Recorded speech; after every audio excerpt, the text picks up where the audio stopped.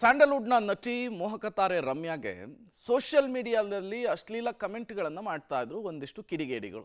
ಅವರ ವಿರುದ್ಧ ಅಕ್ಷರಶಃ ರಮ್ಯಾ ಸಮರವನ್ನ ಸಾರಿದ್ರು, ಪೊಲೀಸ್ ಠಾಣೆಯ ಮೆಟ್ಟಿಲೇರಿದ್ರು, ಕಂಪ್ಲೇಂಟ್ ಕೂಡ ಕೊಟ್ಟಿದ್ರು, FIR ದಾಖಲಾಗಿತ್ತು, ಹಲವರನ್ನ ಬಂಧಿಸುವಂತಹ ಕೆಲಸ ಆಗಿತ್ತು. ರಮ್ಯಾಗೆ ಅಶ್ಲೀಲ ಕಮೆಂಟ್ ಮಾಡಿದಂತಹ 11 ಮಂದಿಯನ್ನ CCB ಪೊಲೀಸರು ಬಂಧಿಸಿ ಜೈಲಿಗಟ್ಟಿದ್ರು.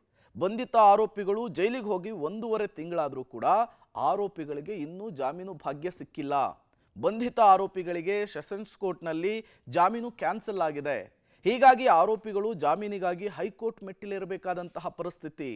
ಹೆಣ್ಣು ಮಕ್ಕಳ ಬಗ್ಗೆ ಸೋಷಿಯಲ್ ಮೀಡಿಯಾದಲ್ಲಿ ಎಲ್ಲೋ ಕೂತ್ಕೊಂಡು ಮನಸ್ಸಿಗೆ ತೋಚಿದ ಹಾಗೆ ಕಮೆಂಟ್ ಮಾಡೋರಿಗೆ ಕಾನೂನಿನ ಕುಣಿಕೆ ಮುಟ್ಟಿ ನೋಡಿಕೊಳ್ಳುವಂತೆ ಮಾಡಿದೆ.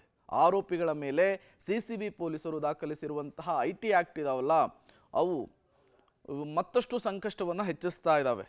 BNS section 351 subsection 2, 351 subsection 3, 352, 75 subsection 1, BNS act 79ರ ಸೆಕ್ಷನ್ಗಳು ಕಠಿಣಾತಿ ಕಠಿಣ ಸೆಕ್ಷನ್ಗಳಾಗಿವೆ. ಇವು ಆರೋಪಿಗಳ ಪಾಲಿಗೆ ನುಂಗಲಾರದ ತುತ್ತಾಗಿದೆ. ಉಳಿದವರಿಗೂ ಕೂಡ ಇದು ಎಚ್ಚರಿಕೆಯ ಕರೆಗಂಟೆ. ಎಲ್ಲೋ ಕೂತ್ಕೊಂಡು ಯಾರ್ದೋ ವಿರುದ್ಧ ನಮ್ಮ ಮುಖ ಕಾಣಿಸಲ್ಲ, ಫೇಕ್ ID ಇದೆ, ಕಮೆಂಟ್ ಮಾಡಿಬಿಟ್ಟಿದ್ರೆ ನಡೆದು ಬಿಡುತ್ತೆ ಅನ್ನುವಂತಹ ಮನಸ್ಥಿತಿಯವರು ಕೂಡ ಎಚ್ಚೆತ್ಕೊಳ್ಬೇಕಿದೆ.